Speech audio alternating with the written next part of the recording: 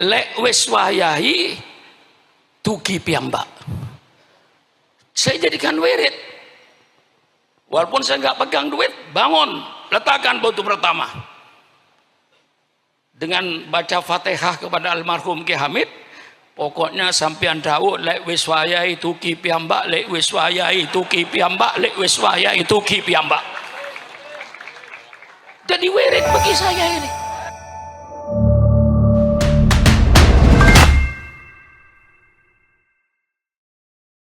Assalamualaikum warahmatullahi wabarakatuh. Alhamdulillahi rabbil alamin.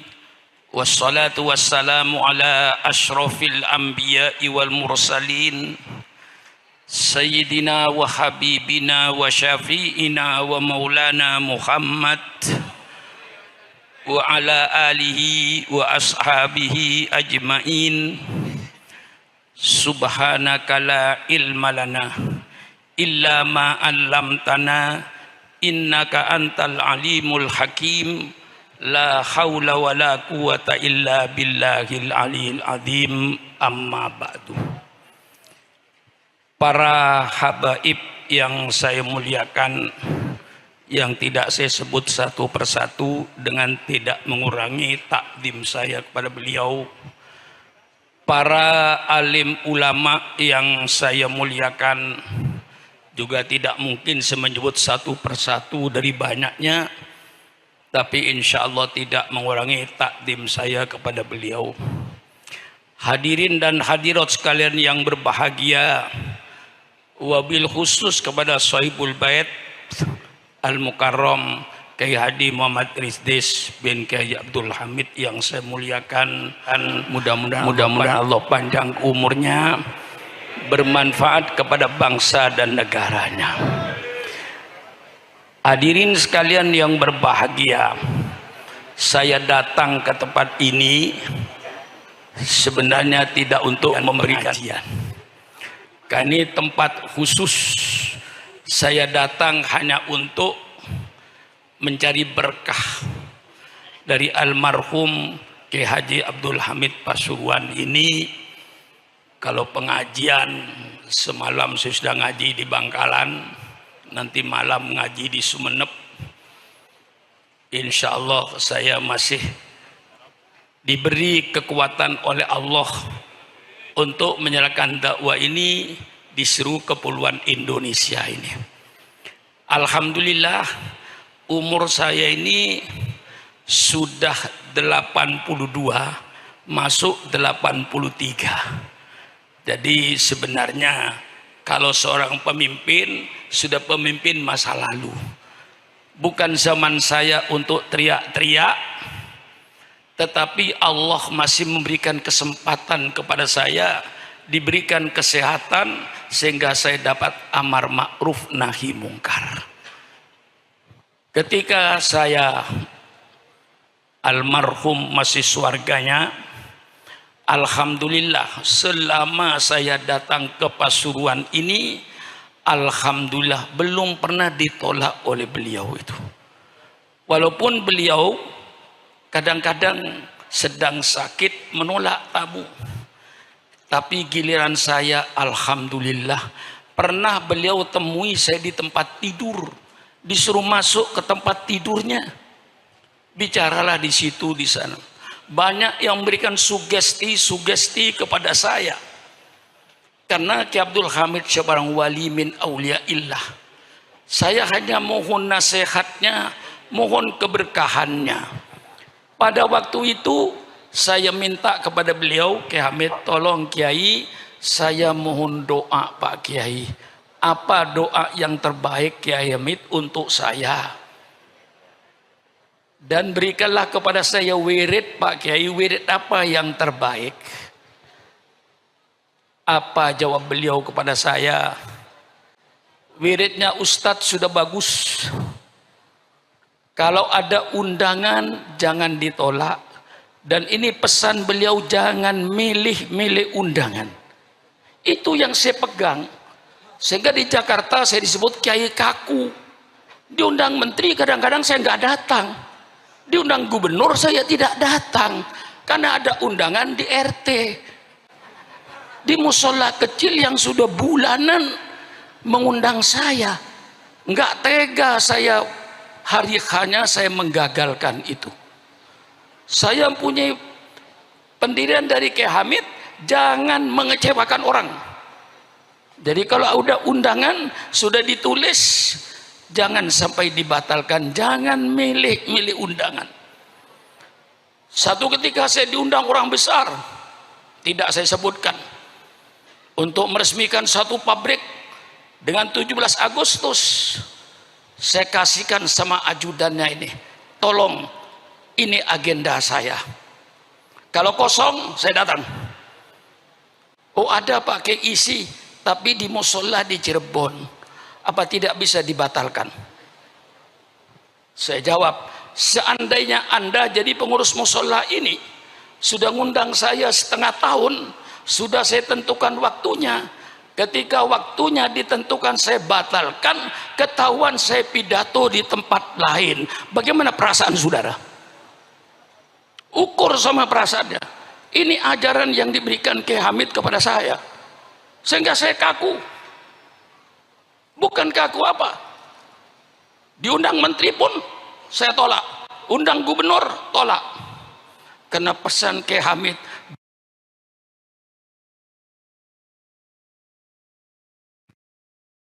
jangan milih-milih undangan. Ini senjata yang saya pakai. Kemudian saya minta lagi sama Kiai Hamid, Kiai, saya ini masih ilmu masih jauh Kiai, mohon doanya Kiai. Dan juga saya banyak membangun Kiai, perlu dana, perlu bantuan. Subhanallah, jawabannya menyejukkan sama saya. Sudahlah Ustadz Sukron, lek wis wayahe ilmuni tugi piyambak. Ini kayak wirid bagi saya ini. Kalau dana gimana Kiai? Dana pun bangun yang berani. Nggak usah menggantungkan pada manusia, gantungkan saja kepada Allah. Lek wis wayahi tugi piyambak. Saya jadikan wirid. Walaupun saya nggak pegang duit, bangun, letakkan batu pertama. Dengan baca Fatihah kepada almarhum Kiai Hamid, pokoknya sampean dawuh lek wis wayahe tuki piyambak, lek wis wayahe tuki piyambak, lek wis wayahe tuki piyambak. Jadi wirid bagi saya ini. Sering saya pidato di mana-mana, lek wis wayahe tuki piyambak. Bukan bahasa Arab lagi. Wiridnya bahasa Jawa. Padahal saya bukan orang Jawa, tapi saya jadikan wirid. Bangun, alhamdulillah, berkah dorongan almarhum, saya berani membangun. Barangkali alhamdulillah pondok pesantren saya di tengah-tengah kota, di kota Jakarta, kalau tidak karena keberkahan ulama dan para habaib, tidak mungkin Syukuran Makmun akan menepi tanah 3,5 hektar di ibu kota. Siapa yang punya tanah 3,5 hektar di ibu kota? Tolong carikan. Tidak ada.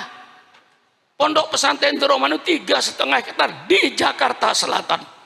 Kalau tidak berkahnya para ulama, tidak berkahnya para habaib, ini yang saya mantep. Jadi setiap saya membangun, gak saya mikirkan duit, urusan belakang. Beli batu 1 truk, beli pasir, beli semen, letakkan batu pertama. Pokoknya saya yakin, lek wis wayahi, insya Allah almarhum mendengar perkataan saya ini. Ini saya pegang, hanya pegang lek wis wayahi. Karena Kiai Hamid bilang, Ustadz, dikirnya sudah bagus. Dikir apa? Kiai, lek wonten undangan jangan ditolak, jangan milih-milih undangan. Lek boten wonten undangan, sampean ngaos dari kalian santri-santrinya. Itu saya pegang teguh. Perkataan Kiai Hamid itu, dan itu yang membangkitkan saya. Tidak takut saya sampai sekarang. Barangkali kalau datang ke Jakarta, ya Pak, sedang membangun saya gedong, panjangnya 72 meter, lebarnya 35 meter tanpa tiang. Kok berani? Lek wes waya itu ki piyambak kok. Apalagi kalau nanti giliran pasang keramik, datang keramik. Giliran pasang kap di atas, datang kap. Belum pernah terlambat. Ini keyakinan saya, tawassul saya ini. Dengan Fatihah kepada almarhum, terus saya semangat, lek wes waya itu gipi mbak. Nah, ini saudara-saudara, alhamdulillah saya belum pernah datang ke Pasuruan. Dalam keadaan Kiai Hamid sakit bagaimanapun saya masih dipanggil. Beliau di tempat tidurnya, saya di bawah. Saya sering minta nasihat kepada beliau, dan itu yang saya pegang. Maka sampai sekarang saya diundang di RT pun, musola di bawah jembatan pun saya datangi. Karena pesan Kiai Hamid, jangan didatangi. Kalau undangan gubernur didatangi, undangan menteri didatangi, undangan musola di tepi sungai dicoret. Ini kiai kurang ajar ini sebenarnya.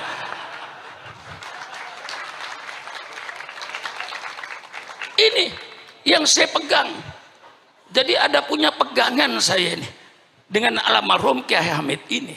Inilah saudara-saudara, tidak usah bicara soal perjuangan Kiai. Kiai ini sudah pasti, nggak usah ditanya apa perjuangan Kiai. Al-amru bil ma'ruf wan nahyu anil munkar. Itu saja Kiai tugasnya itu. Tidak ada lebih dari itu. Kiai tugasnya hanya al-amru bil ma'ruf wan nahyu anil munkar. Maka kalau ada, maaf pemerintah, maaf Pak Menteri, maaf Pak Wali Kota, maaf Pak Bupati, kalau dia kiai berbeda dengan pemerintah, itu kiai yang bagus, kiai yang peduli dengan negaranya, tidak mau kiai membiarkan negara ini hancur, tidak mau kiai membiarkan negara dalam kedoliman. Kiai tegur, kiai yang negor ini kiai yang baik, yang cinta negara, cinta bangsa. Kalau ada kiai berbeda, jangan ditangkap, jangan dipenjara. Kalau dia kiai berbeda, undang ke kantor kabupaten. Syukron Makmun berbeda dengan Bupati Lumajang. Bukan musuh saya ini. Saya cinta sama bupati, supaya bupatinya tidak tergelincir. Undang saya ke kabupaten. Ini namanya demokrasi. Ngopi bersama dengan bupati. Betul apa tidak? Kalau perlu dengan mie goreng. Betul apa tidak? Mari bicara apa maunya Pak Sukron. Oh begini Pak Bupati Lumajang, begini Pak Bupati Pasuruan, sesuai dengan Al-Quran dan Sunnah Nabi begini. Kan enak toh. Jangan dimusuhi lalu dianggap lawan. Ulama ini yang mendirikan republik ini. Kalau tidak ada ulama, tidak ada NKRI. Saya tegas, persilakan yang mau nuntut. Tidak ada ulama, tidak ada NKRI. Saya berikan fakta. Karena yang sekarang jadi pemimpin ini orang yang tidak baca sejarah barangkali. Ya, Al-Mukarram Kiai Stakuf itu yang akrab dengan saya dulu kakeknya. Kiai Bisri Mustafa yang akrab dengan saya kemana-mana. Lalu dengan Kiai Ulil Bisrinya, sekarang cucunya. Lah ini perlu baca sejarah. Ketika Indonesia mau proklamasi, Bung Karno bikin 60 panitia, gagal. Akhirnya bikin 9 panitia. Terdiri pada Bung Karno, Bung Hatta, Maramis dari Katolik, Abi Kusno, Wahid Hasim, dan termasuk beberapa ulama-ulama lainnya mendapatkan rumusan. Apa rumusnya? Negara Republik Indonesia berdasarkan ketuhanan dengan kewajiban menjalankan syariat Islam bagi pemeluk-pemeluknya. Di luar Islam tidak usah menjalankan syariat Islam bagi. Ini yang disebut Piagam Jakarta. Dengan mendapatkan satu format yang jelas, negara Republik Indonesia berdasarkan ketuhanan dengan kewajiban menjalankan syariat Islam bagi pemeluknya. Maka Bung Karno diminta untuk segera proklamasi tanggal 17 Agustus jam 10 pagi. Proklamasi, kami bangsa Indonesia dengan ini menyatakan kemerdekaan Indonesia. Hal-hal yang mengenai pembinaan kekuasaan dan lain-lain akan dilaksanakan dengan cara saksama dalam tempo yang sesingkat-singkatnya. Masa kiai sudah apa? Kiai sudah berproklamasi begini kok masih dicurigai? Radikal. Apa-apaan itu? Nggak ada itu. Kiai radikal tidak ada. Kalau kiai amar ma'ruf nahi mungkar kiai ada. Betul kan? Kita ini cuma menawarkan konsep. Kita ingin melaksanakan peradaban Islam yang berdasarkan Quran dan hadis. Ini yang kita inginkan. Karena banyak peradaban yang berdasarkan hawa nafsu. Seperti night club, dansa, joget, telanjang. Itu peradaban, tapi dasarnya nafsu. Kami ingin bentuk suatu peradaban, suatu bangsa berperadaban yang berdasarkan Quran dan Sunnah Nabi. Ini kami mau tonjolkan. Walladzi arsala rasulahu bil huda wa dinil haq liyudhhirahu 'alad dini kullih. Dialah Allah yang mengutus utusannya dengan petunjuk dan agama yang benar. Untuk apa itu, Kiai? Liyudhhirahu, untuk diperlihatkan kepada bangsa Indonesia. Ini syariat Islam. Anda mau pakai persilakan, Anda tidak mau pakai persilakan. Wa ma alaina illal balaul mubin. Inilah syariat Islam. Kiai harus berani menampakkan ini syariat Islam. Bagaimana syariat Islam dalam berkeluarga, bagaimana syariat Islam dalam bermasyarakat, bagaimana syariat Islam dalam ekonomi, bagaimana syariat Islam dalam politik. Semua Islam ada. Jangan dikira tidak ada. Yang sekarang pada kiai pada takut bicara politik. Kiai, yang melarang politik itu dulu Belanda. Karena Belanda ingin menjajah Indonesia. Kiai dilarang baca politik, tidak boleh bicara politik di masjid, di majelis taklim dan lain-lainnya. Itu yang melarang bicara politik Belanda. Kalau sekarang masih ada orang yang melarang kiai bicara politik, itu berarti sisa-sisa Belanda. Jelaskan? Jelaskan? Itu sisa-sisa Belanda itu. Persilakan.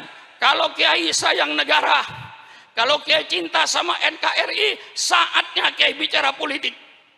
Politik Al-Quran, politik sunnah Rasulullah. Bukan politik kebohongan, bukan pencitraan, tapi kejujuran politik yang diminta itu. Betul apa tidak? Persilakan kiai bicara politik. Politik Al-Quran. Bicara politik. Politik sunnah Rasulullah. Yang kayak tadi itu, Pak Bupati dan Pak Menteri, itu semuanya dalam Islam ada. Jangan mempersulit urusan rakyat. Hadis. Man waliya min amri ummati fasyaqqa alaihim fashquq alaih. Barang siapa yang memegang pimpinan urusan umatku, dia mempersulit urusan umatku, maka dia nanti akan dipersulit oleh Allah di padang mahsyar. Maka ketua RT, ketua RW, lurah, camat, bupati, wali kota, gubernur, presiden, menteri, jangan mempersulit urusan rakyat. Kalau bisa dipermudah, mengapa dipersulit? Jangan sebaliknya. Kalau bisa dipersulit, mengapa dipermudah? Iblis. Nah, ini betul? Betul Kiai Pak? Kalau bisa dipersulit, kalau bisa dipermudah, mengapa dipersulit? Man waliya min amri umatih fasaqwal fasquq alaih. Man yasta'illahu ru'yatan yamutu yauma yamutu. Wa wasul li ru'yatihi haramallahu alaihil jannah. Ini hadis politik. Ayo bicara dengan orang-orang politik. Saya undang ke rumah. Ayo bicara politik dengan Syukuran Mamun. Ini hadis politik. Barang siapa yang Allah jadikan pemimpin, Kemudian dia mati. Ketika mati Kebah sedang menipu rakyatnya, pemimpin semua itu haram masuk surga. Haram masuk surga. Doakan pemimpin-pemimpin yang belum memenuhi janjinya ketika kampanye, mudah-mudahan dipanjangkan umur. Betul apa tidak? Hei pemimpin-pemimpin yang kau belum melaksanakan janji-janjinya ketika kampanye, tolong ya Allah jangan dimatikan dulu. Kalau nanti dia sudah memenuhi janjinya, mau mati, matilah kau.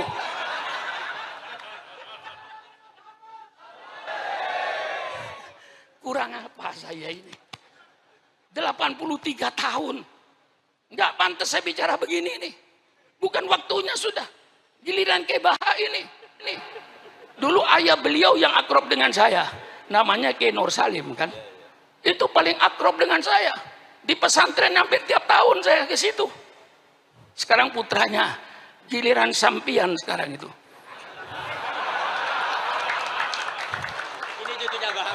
Jadi wali. Lah iya, saya sudah nggak pantas sudah. Tapi karena saya katakan, hai bangsa Indonesia, jangan kau bangunkan macan tidur. Saya sudah tidur. Tapi kalau Islam kau ganggu, jangan coba-coba. Yang umurnya syukuran makmum 82 tahun, Islam diganggu, komputer berputar 28 tahun.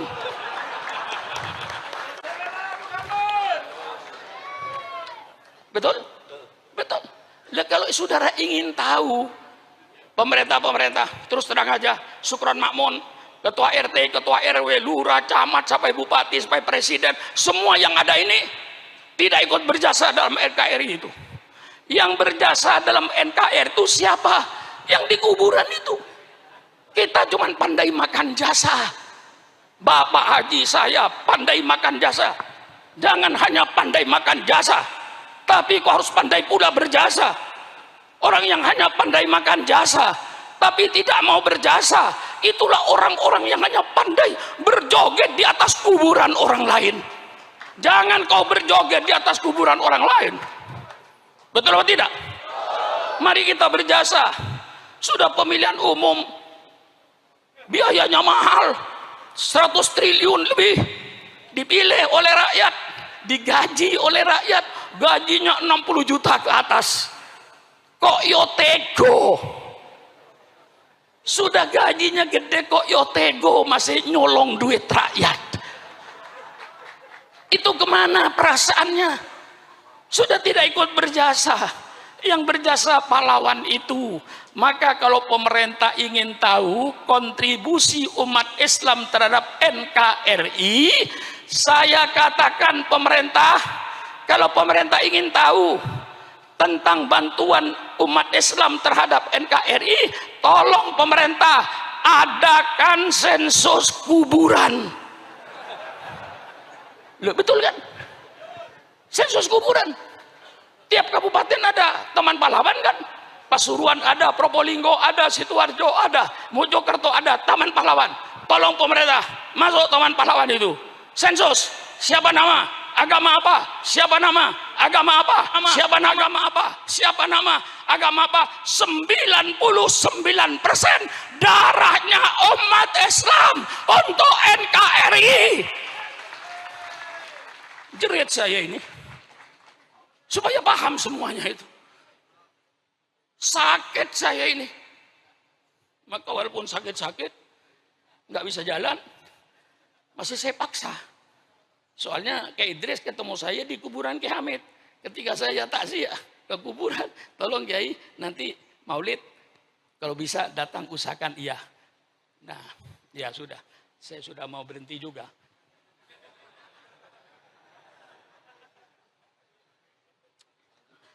Nah, saudara-saudara, kalau di sensus kuburan 99% darahnya umat Islam.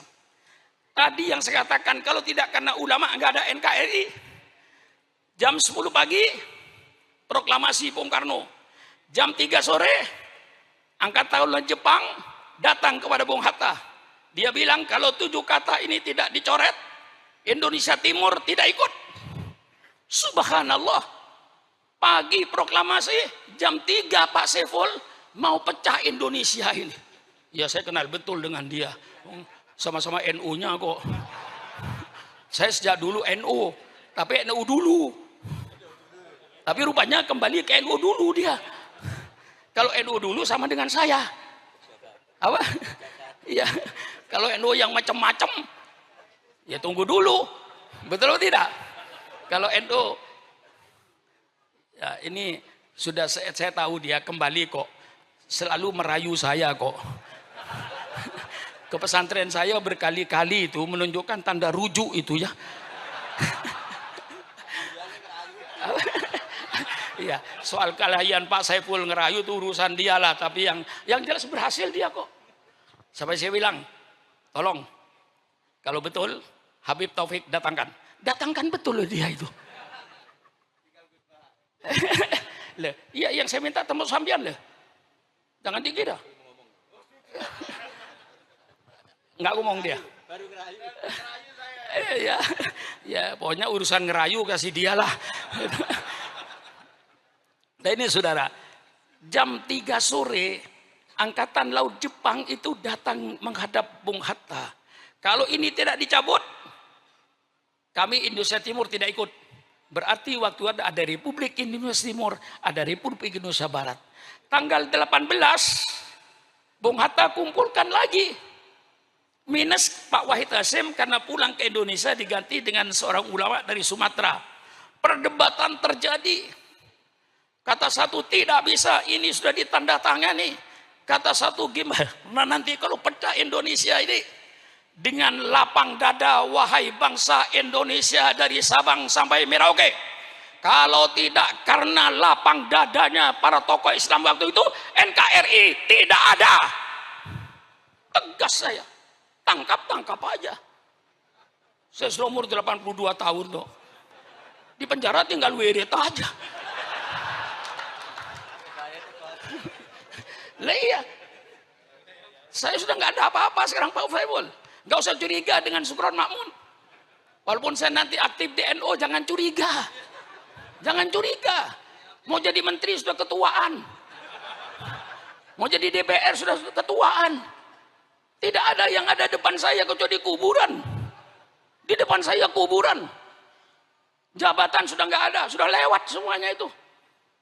Kalau saya masih umur 60 tahun, sampean boleh curiga saya takut disaingi jabatannya. Takut berebut menteri. Tidak bakalan sekarang sudah sampean mau jadi menteri aja. Saya sudah lihat kuburan situ tuh. Nggak usah curiga. Ini umur sudah umur tambahan. Berdebat dengan lapang dada. Tokoh Islam cabut 7 kata itu. Dicabut itu.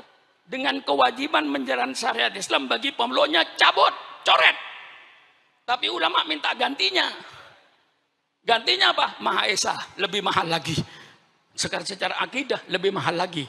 Maka berubahlah Pancasila tanggal 17 masih berbunyi negara Republik Indonesia berdasarkan ketuhanan,